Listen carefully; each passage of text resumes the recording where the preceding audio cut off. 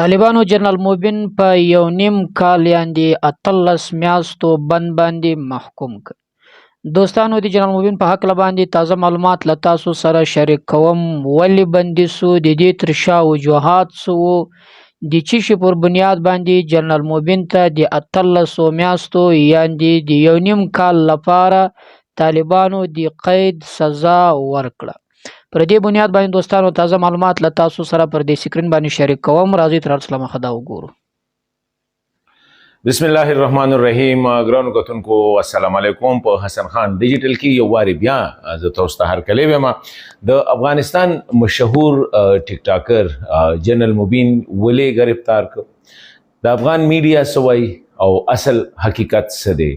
18 میاشتو لپاره هغه د طالبانو چې کومه د عدلیه چې کوم ډپارټمنټ ته هغه قید کړی دی او دا جنرال موبین و څوک د نننی ویلاګ کې خبره کو. نن چې خبر راغلی دی چې یاره جنرال موبین د افغانستان پرونه کو دی بلو دی لکه خو یو څو ورځې نه دی چې کوم دی دغه کړو نیولې او د نن په چې کوم سزا وروله نو هغه دا چې د 18 میاشتو لپاره دی قید کړی دی.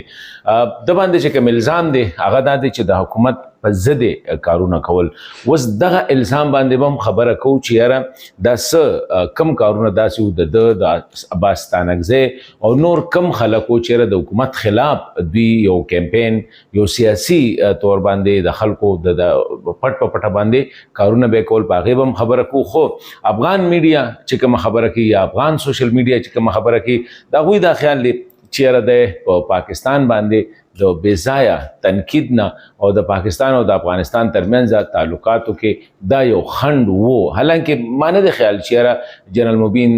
دومره ستر سړی یا دومره ستر سیاسي شخصیت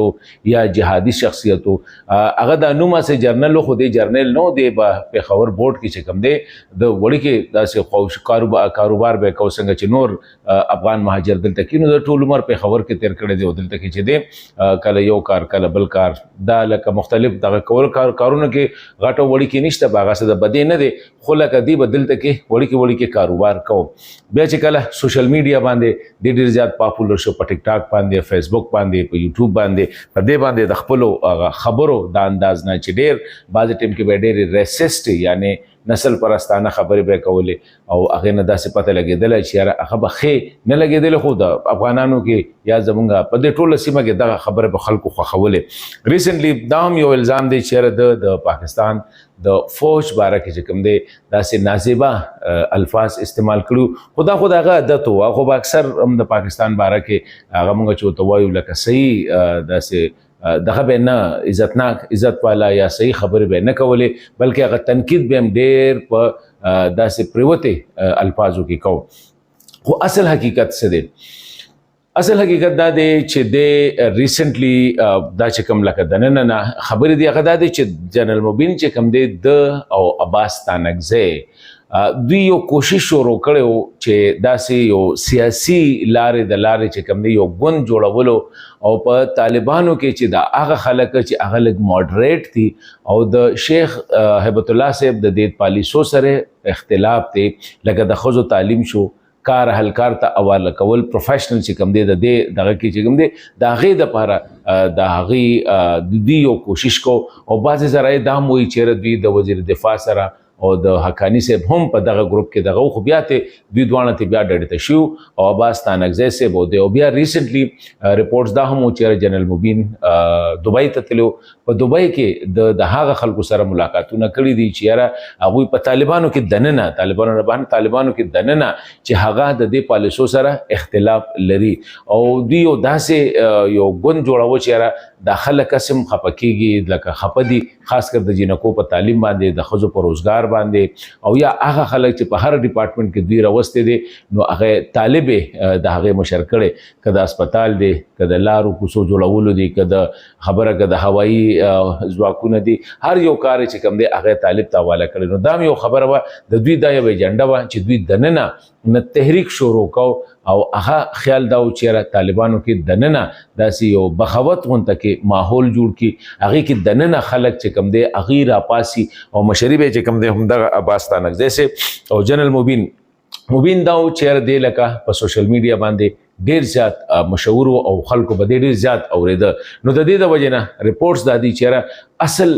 د نیولو وجه د جنرال مبین چې کومه ده هغه دا ده چې د طالبانو خلاف د طالبان د امارت اسلامي خلاف دننه د یو کمپین چلو ډیر په طریقې سره او په طریقې سره به خلک چې کوم دي د طالب مشرانو نه یا د امارت اسلامي نه چې کوم دي ډیر په ښه انداز کې په ډیر په داسې په ښه دغه کې به خلک به دغه نه متنفره کو او داسې یو ګروپ جوړولو کوشش کړو. دا خو د کار خو بل طرف ته زه یو خبره کوم کچره جنرال مبین په دې نیولې چېرې دی په سوشل میډیا باندې یا د پاکستان خلاف یا چې کوم دی نور داسې دغه کې په دې باندې ما په خیال 13 میاشتې قید ورکول دا به بیا لږ زیاتې وي ځکه چې لږ برداشت پکار دی معاشره کې او په د سوسایټي کې یا حکومتونو چې کوم دي داسې خلک هغې برداشت کوي. اوس اصل حقیقت څه دی؟ یو خو ما ته دوه مخې ته دا راغلي ما چې څونه تپوس وکړو چې یو دا چې د پاکستان فوج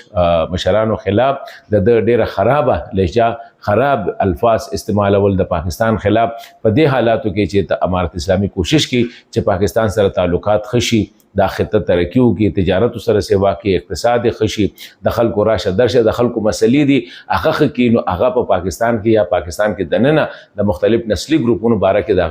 هغه یا د پاکستان فوج خلاف یا د پاکستان حکومت خلاف یا د پاکستان خلاف دغه به چې کومه لهجه وه نو هغه ښه نه وه. خو اصل عمل چې کوم دی هغه دغه بلو چېرې دی د امارت اسلامي خلاف د بغاوت جوړولو یا داسې پروګرام جوړولو کوشش کو نو دا هم په هغه باندې یو الزام وو. تاسو دا حسن خان تاسو سره د جنرال مبین په حق باندې معلومات شریک کو د هر چا خپل نظر وي د هر چا خپل معلومات وي. حسن خان صاحب وایي چې جنرال مبین صاحب په دې وجه طالبانو بندي کړی او پر سوشل میډیا باندې هم بعضې داسې پوسټونه ګرځي چې مبین صاحب په دې وجه ګرفتار شوی ده چې د طالبانو د حکومت د طالبانو د نظام خلاف داسې خبرې کولې یعنې بغاوت یې کوي په سوشل میډیا به دغه خلاف کمپاین چلوي. خو دا خبره زما د معلوماتو موافق دا صحیح نه ده یعنې دا دروغ ده ځکه چې تاسو د جنرال مبین صاحب چې څومره لایفونه دي چې د ټیک ټوک باندې څومره ویډیوګانې دي د جنرال مبین صاحب چې پر یوټیوب باندې څومره ویډیوګانې دي تاسو ټولې ورسئ هغه وګورئ. په یوه کې هم د دې طالبانو یعنې د اوسني نظام د طالبانو د حکومت خلاف یوه خبره هم ده نه ده کړې یعنې نه په یو لایف کې بلکې بالمقابل کې وګورئ په هر ځای کې یې د طالبانو دفاع کړې ده د افغانستان دفاع یې کړې ده د افغانانو دفاع یې کړې ده.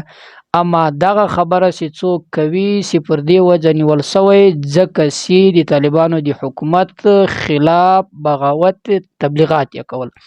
دا خبره صحیح نه ده. داسې اوازه هم ګرځي چې جنرال مبین صاحب په دغه وجه باندې هم نیول سوی چې د پاکستان او د افغانستان تر مابین تعلقات خرابول غوښتل یعنې د به داسې تبلیغات کول چې په پاکستان پورې بې خبري یا د پاکستان په سیاسونو یا د پاکستان په حکومت پسې چې دغه د دوو هیوادونو تر مابین واټن پیدا کول وو. نو د طالبانو نظام د طالبانو حکومت دا فیصله وکړه چې دی به د یو نیم کال لپاره په بند باندې محکوم کوي چې دی د طالبانو یعنې د افغانستان او د پاکستان تر مابین تعلقات خرابول غواړي نو ځکه دی بندي سو.